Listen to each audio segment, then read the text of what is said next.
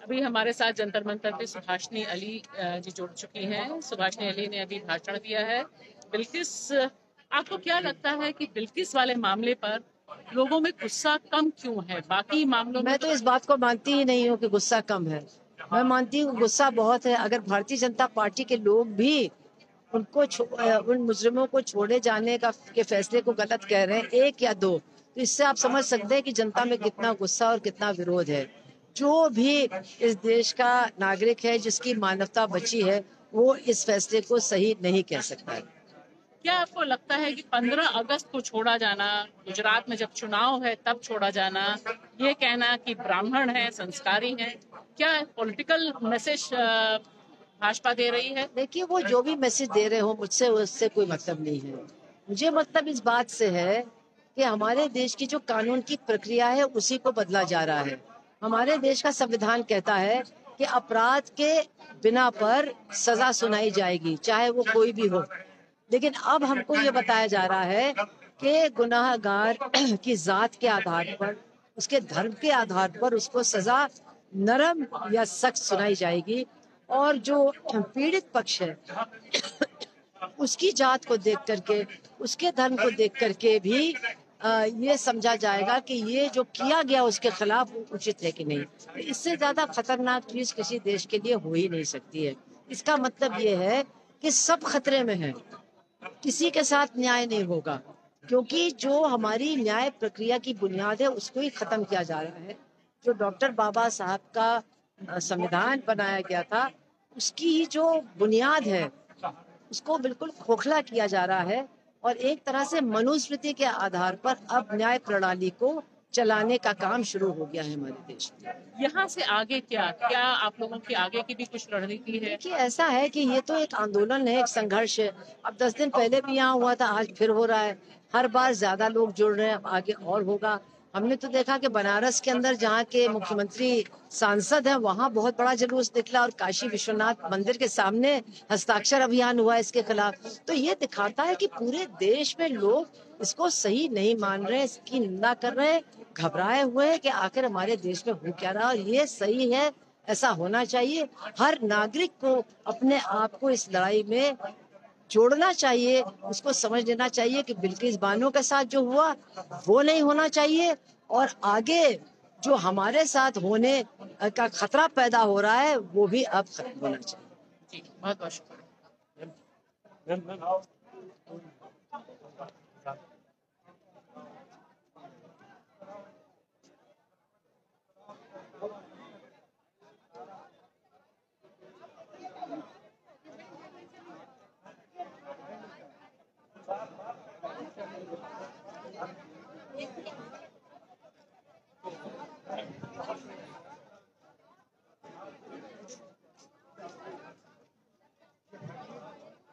एक चीज नवशरण आपसे मैं जानना चाहती हूँ, मैं भी फेसबुक लाइव कर रही हूँ, कि आपको क्या लगता है कि बिल्किस मामले की जो अनदेखी है, या जिस तरह से जितना बड़ा नाइंसाफी है, उस लेवल पे गुस्सा लोगों में नहीं है, क्यों वजह लगती है? वैसे मुझे लग रहा है गुस्सा तो है। और अगर आज हम देखें तो आज इस जगह पे मैं भी यहाँ आती रहती हूँ, आप भी आती रहती हैं, आप देखेंगी कि आज कुछ नए लोग नजर आ रहे हैं। आज काफी नए लोग नजर आ रहे हैं। एक जो महिलाओं का आक्रोश है वो मुझे एक नया नजर आया है इस बार में।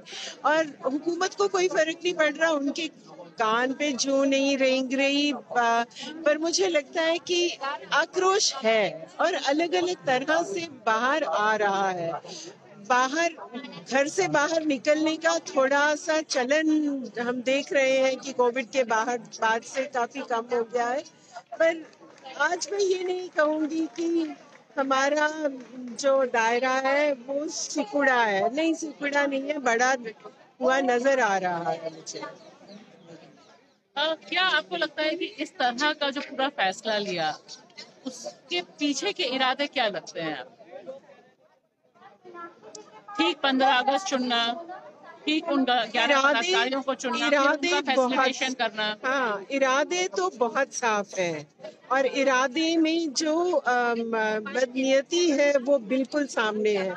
मुझे जो एक चीज लगती है कि ये एक उस लाइन में हुआ है कि तीस्ता को अदालत में नामजद करके उसके खिलाफ ऑर्डर में नाम लिखना और उसकी गिरफ्तारी, उसके बाद ये होना, तो एक तरह से गुजरात के दंगे जो हैं 2002 की जो वायलेंस है उसके ऊपर एक बहुत जो पूंछी फेरने की जो कोशिश है वो इसके पीछे नजर आती है।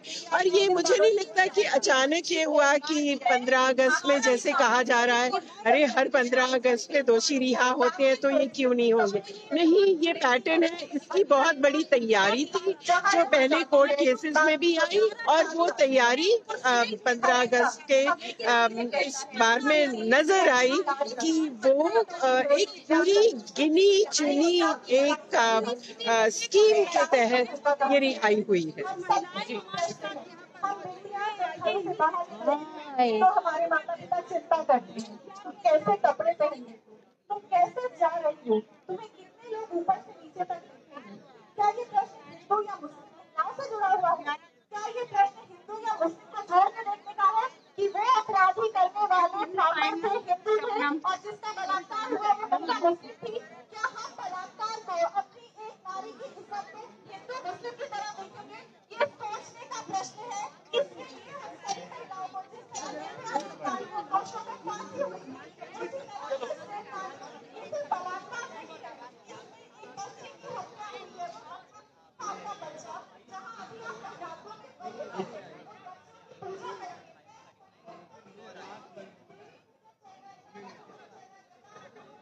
करेंगे। एक बात बहुत साफ नजर आ रही है जंतर मंतर पर कि इस समय stand in support and solidarity with Bilkis Bano struggle for her justice, ये जो पूरा का पूरा कॉल दिया गया जिसमें बड़े पैमाने पर अलग अलग संगठनों के लोग, बड़े पैमाने पे महिला संगठन यहाँ पे लामबंद हुए हैं, उसने एक बात साफ की है कि जिस तरह से पूरी बेशर्मी के साथ मोदी सरकार ने बिल्किस बानो के गुनाहगारों को रिहा किया, 15 अगस्त को कलंकित किया, महिलाओं की आज़ादी के सवाल, उनके सम्मान के सवाल को कलंकित किया, उसने बहुत गहरे पर चोट की है। लोगों में गुस्सा है, लोगों में नाराजगी है और लोग सीधे सीधे प्रधानमंत्री नरेंद्र मोदी से जवाब मांग रहे हैं, कह रहे हैं उन्हें बिल्किस से माफी मांगनी चाहिए क्योंकि उन्होंने बिल्किस के नाम पर देश के तमाम महिलाओं को, हर एक महिला को एक तरह से शर्मसार किया है, एक तरह से बताया है कि न्याय प्रणाली उनके लिए नहीं है। अभी हमारे साथ जुड़ने जा रही हैं महिला नेता। आप ये बताएं कि तैयारी आगे क्या लगता है, क्या ये एक राष्ट्रव्यापी नेशनल मुद्दा बन पाएगा? अब ये तो हमारे संघर्ष पे है, मतलब आप यही पूछ रही हैं ना कि हम जो संघर्ष कर रहे हैं वो आगे डेफिनेटली ये तो हमारे संघर्ष पे है और किस तरह लोग इसको देखते हैं उसके ऊपर भी निर्भर करता है और सरकार के ऊपर भी है, जो कि हम तो ये मानते हैं कि मोदी सरकार स्क्वायरली इस सवाल पर रिस्पॉन्सिबल है। जो रेमिटेंस मिला है, जो रेमिशन मिला, तो उस रेमिशन की जिम्मेदार हम मोदी सरकार को ठहराते हैं। सुप्रीम कोर्ट में हमने पिटीशन डाल रखी है, अब उसका क्या बनता है उसके ऊपर भी डिपेंड करता है, लेकिन ये बात साफ है कि इन्होंने धड़ल्ले से कह दिया है कि हमने मनुवादी वर्ना सिस्टम पर आधारित एक नया संविधान बनाने का पूरा इरादा कर लिया है। तो हमारी लड़ाई सिर्फ बिल्किस बानो के लिए नहीं है, हमारी लड़ाई सिर्फ जालौर के लिए नहीं है, हमारी लड़ाई सिर्फ हाथरस और कठुआ के लिए नहीं है। हमारी लड़ाई है कि ये संविधान जो ये लाने की कोशिश कर रहे हैं, हिंदुस्तान में मनोवाद लाने की कोशिश कर रहे हैं, इसके खिलाफ डेफिनेटली जनता उठेगी, संघर्ष तेज होगा। जैसे कि मजरूह सुल्तानपुरी ने कहा था, मैं अकेला ही चला था जानिबे मंजिल मगर लोग साथ आते गए और कारवां बनता गया। तो कारवां बनेगा, संघर्ष करेंगे, और संघर्ष करते हैं तो रोड़े तो आते हैं सामने, लेकिन उन रोड़ों को दरकिनार करते हुए हम आगे बढ़ेंगे और जरूर हमारी जीत होगी। शुक्रिया।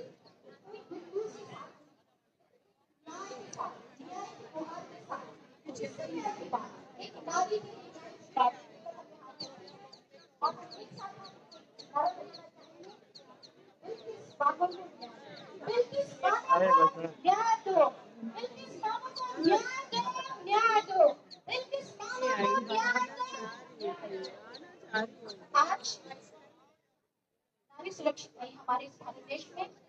हम ये कह सकते हैं गाय सुरक्षित है, एक जानवर सुरक्षित है, लेकिन एक नारी सुरक्षित नहीं है। मैं पीछे से एक वकील हूँ, हम कहते हैं we are equal before law, लेकिन आज वो स्थिति नहीं है। आज जुर्म के लिए किस तरह के जाति भेद को, जातिवाद को देखा जा रहा है, और संस्कारीय, हम कहेंगे कोटेशन के साथ में, संस्कारी ब्राह्मण के शब्द के साथ में उन्हें रिहा कर दिया जाता है, इमैच्योर रिलीज। और इस तरह से इस बुरे ऑर्डर, रिमिशन ऑर्डर के साथ में उन बलात्कारियों को सड़क पे पुनः समाज में पुनः छोड़ दिया जाता है, ताकि फिर भी बलात्कार करें, फिर भी अपराध करें जो समाज मना करती है, उसे रोकती है। आज हम फिर से आपकी कविता है बिल्किस पर, आज आप यहाँ प्रोटेस्ट में, जेल भेजो, आपको लगता है कि क्या होगा? जेल भेजो, न्याय की मांग हो रही है जेल भेजो, और क्योंकि अपराधी सारे बाहर हैं। Justice and peace, we stand. तीसरा जो उनके लिए लड़ी वो भी जेल में। Thank you very much. शर्म की बात है। अब PSUs के साथ ही आके स्टेज पर गाना गाएं, और फिर उसके बाद हम अपना इवेंट नारों के साथ खत्म करेंगे। साथियों, बहुत साथियों ने सारी बात कह ही दी है, बस मैं अपनी बातें दो चार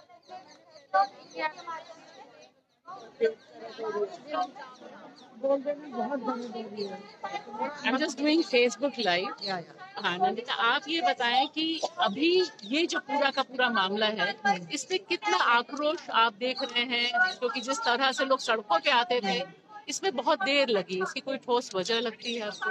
नहीं, मुझे तो लगता है कि काफी लोग आए हैं सड़कों पे, और बल्कि इसके पहले कुछ जैसे इंसिडेंट्स हुए थे, तीस्ता सीतलवार के खिलाफ जो जजमेंट आया था और जो उनके साथ हुआ, उसके बाद जितने लोगों को आना चाहिए था नहीं आए थे, तो उसके हिसाब से बहुत सारे ज्यादा लोग इसमें आए। मैं तो खुश हूँ देख के आज का टर्न आउट, और उम्मीद ये है कि इससे ज्यादा भी बढ़ेगा, क्योंकि आक्रोश हम देख रहे हैं cutting across political lines, and also ऐसे लोग जो कभी इन इशू से जुड़ते नहीं थे, वो भी आके सामने आके अपना जो डिस्गस्ट और एंगर अपना एक्सप्रेस कर रहे हैं।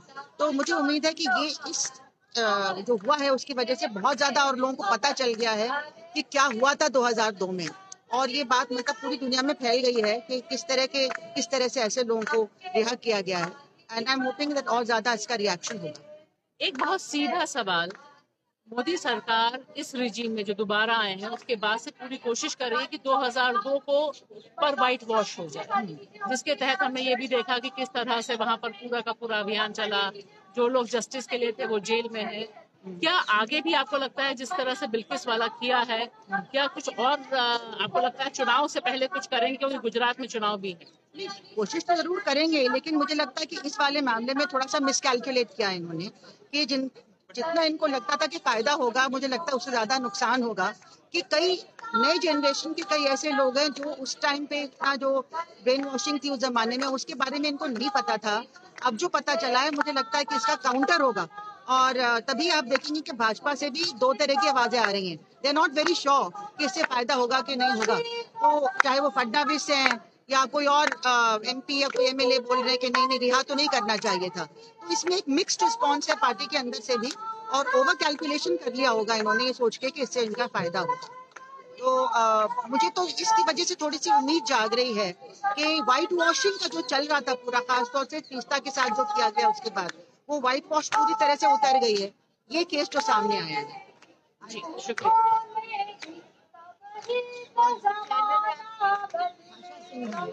मेरा नाम भाषा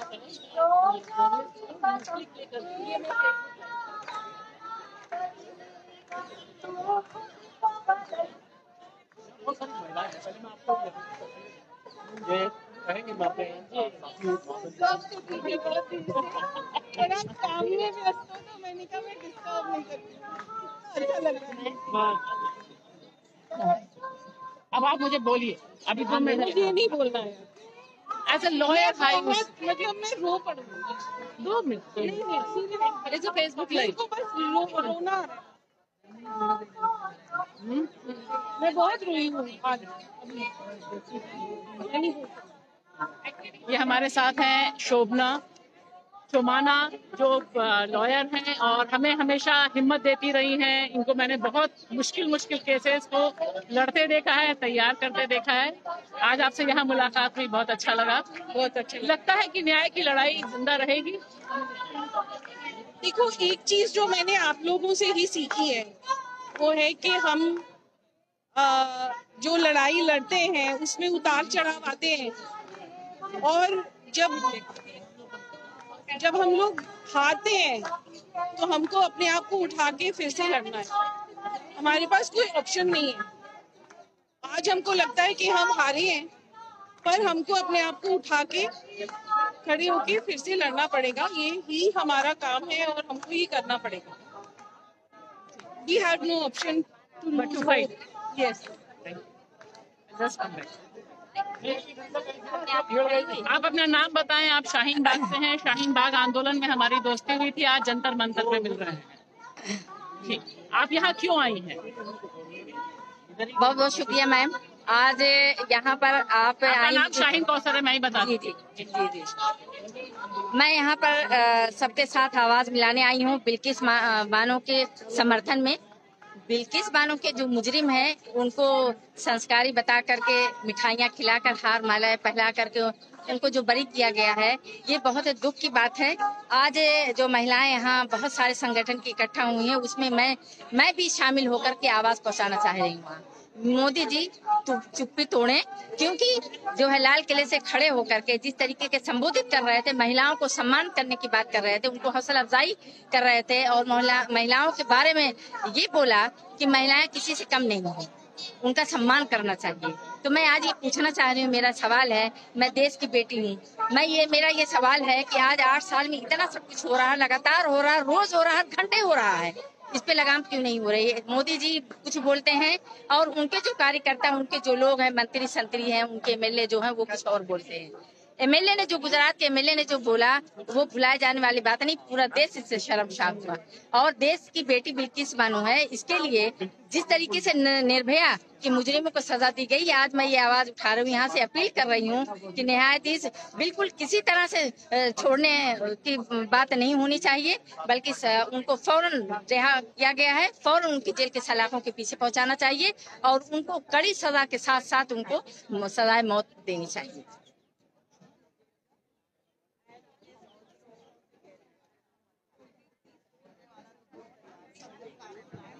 शाहीन कौसर है, शाहीन बाग से।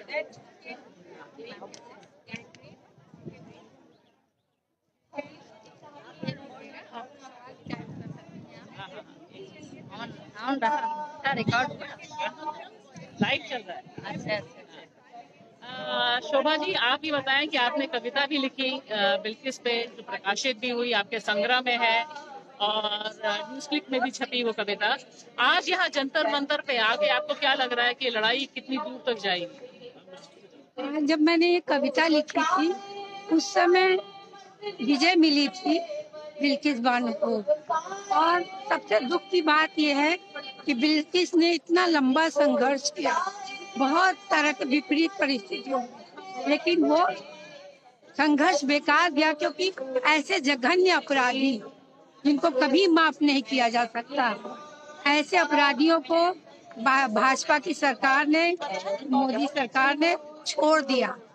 और उस दिन छोड़ा, सबसे ज्यादा शर्मनाक बात यह है कि 15 अगस्त आजादी के दिन ही उन्होंने जो है ऐसे छोड़ा।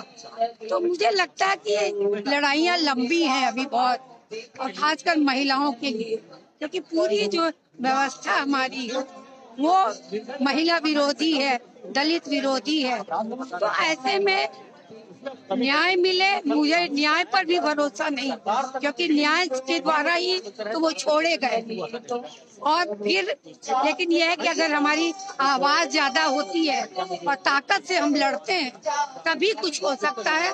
तभी ये अपराधी जिन्होंने इतने जघन्य हत्याकांड भी किया, एक नन्ही सी बच्ची को पत्थर पर पटक पटक के मारा, बलात्कार किया, पूरा पूरा परिवार बिल्किस का उसमें खत्म हो गया पूरी तरह से। तो ऐसा दुख जो उसका है, आज मुझे भी महसूस हो रहा है कि वो दुख कितना भारी रहा होगा जब ये अपराधी छूट गए। तो सब एकताबद्ध हो और कोशिश करें कि कैसे भी ये अपराधी फिर जाए, तभी हमारे संघर्ष की विजय होगी, वरना बहुत कठिन ये रास्ता। इस तरह से हमने देखा कि बड़े पैमाने पर जो लोग यहाँ जुटे, सबने एक ही मांग, एक ही चीज रखी। और आज तस्वीर बहुत साफ है कि मोदी सरकार चाहे जो भी सोचकर इन तमाम गुनहगारों को जेल से बाहर किया, चाहे जिस तरह से भी वो मजबूती लाने की कोशिश कर रहे थे, लेकिन देश की महिलाओं ने, देश में लोकतंत्र के ढांचे में विश्वास रखने वाले लोगों ने इसे एक चुनौती के तौर पे लिया है। और बिल्किस के साथ बड़े पैमाने पर पूरे देश में लोग खड़े हो रहे हैं, जुट रहे हैं। और शायद यही एक निशानी है कि बड़े पैमाने पर देश को चाहने वाले लोग किस तरह से देश पर जब हमला होता है, देश की बेटी बिल्किस पे जब हमला होता है, तब सड़क पर उतरते हैं।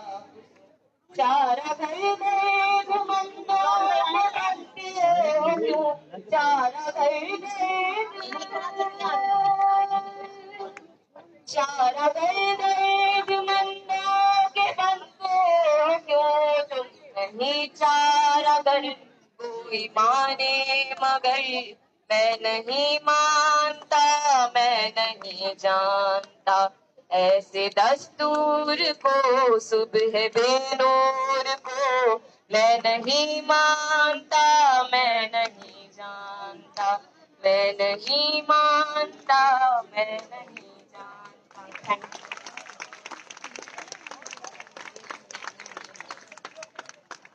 अब प्रतिध्वनि से शुक्लेंदु आ जाए स्टेज पर।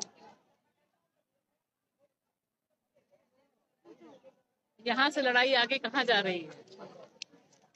घर घर तक, घर घर तक, घर घर से, हर घर से आवाज उठना चाहिए।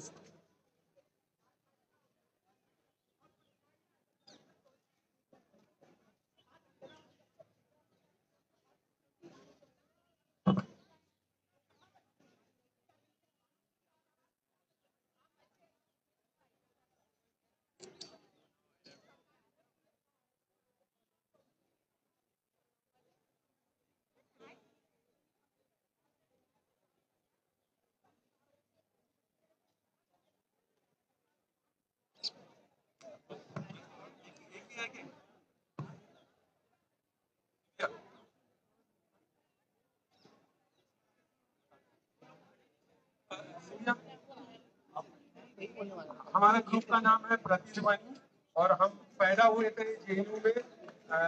कोशिश कीजिए, हम पेश कर रहे हैं फैज अहमद फैज की एक गजल। दोस्तों, इसके साथ हमारा प्रोग्राम खत्म होने वाला है। आप सबसे गुजारिश है, अगर आप लोग पास आ जाएं और खत्म कम से कम जोश के साथ होना चाहिए। ये लड़ाई बहुत लंबी है और इसमें आप सबको जोश दिखाना बहुत जरूरी है। हम लड़ते रहेंगे, खत्म नहीं होगा।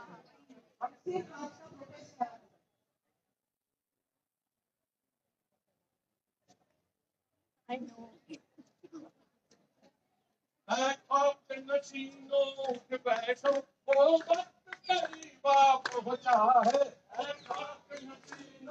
नंदिता नारायण भी, she can also sing friends.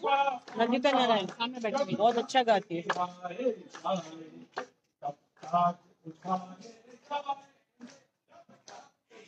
Shabnam, आप आयोजकों में से एक, आज जो ये कार्यक्रम हुआ आपको क्या लगता है यहाँ से आगे किधर बढ़ा जा सकता है, और क्या गुजरात चुनाव में जिस तरह से कोशिश हो रही है दोबारा हिंदू मुसलमान पर आधारित राजनीति करने की, 2002 को करने वाले गुनाहगार उनको सम्मानित करके कुछ चेंज होने की संभावना लग रही है आपको?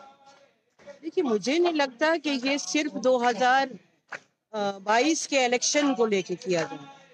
ये एक जो बड़ी राजनीति है जिसमें लगातार कुछ ना कुछ नफरत का घोलते रहना है, उसका ही एक हिस्सा है।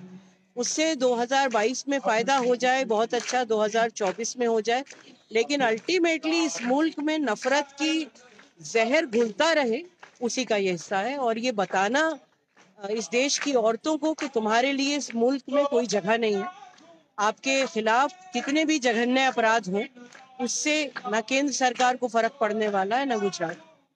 ये उसी घटिया मानसिकता का हिस्सा है और मैं इसे उसी तरह देखती हूँ।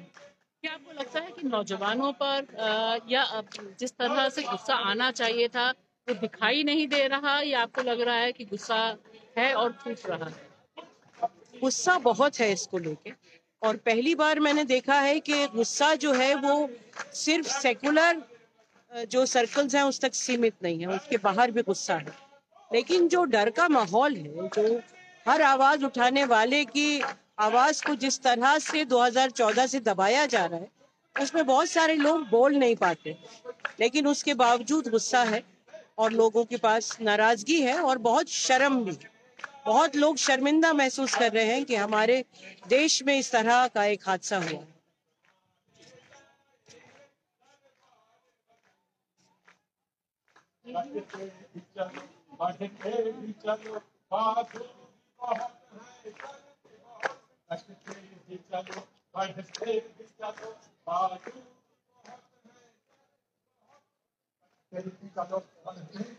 तो इस तरह से जो भैंस की नस्ल है, बाजू भी बहुत है, बढ़ते भी चलो बढ़ते भी चलो, उसके साथ आज का जो विरोध प्रदर्शन है वो खत्म हो रहा है। सवाल यहाँ बहुत सीधा है कि 2002 में बिल्किस बानो के साथ सामूहिक बलात्कार करने वाले, उनके परिवार वालों को मारने वाले 11 लोगों को जिस तरह से रिहा किया गया, उससे जो संदेश भेजा है वो मोदी सरकार ने सिर्फ, जैसा शबनम ने अभी कहा, कि यह सिर्फ गुजरात चुनाव के लिए नहीं, यह एग्जाम्पल सेट कर रहे हैं पूरे देश भर के लिए। मनुस्मृति जब आएगी तब किस तरह का शासन होगा, किस तरह से बलात्कारियों का महिमा मंडन होगा, यह सारा उसी कड़ी में हो रहा है हमारे देश में। और देश को बचाने वाले जो लोग हैं वो इन तमाम मुद्दों पर बुलंद हैं, बोल रहे हैं, और शायद यही आज की सभा का संदेश भी है। शुक्रिया।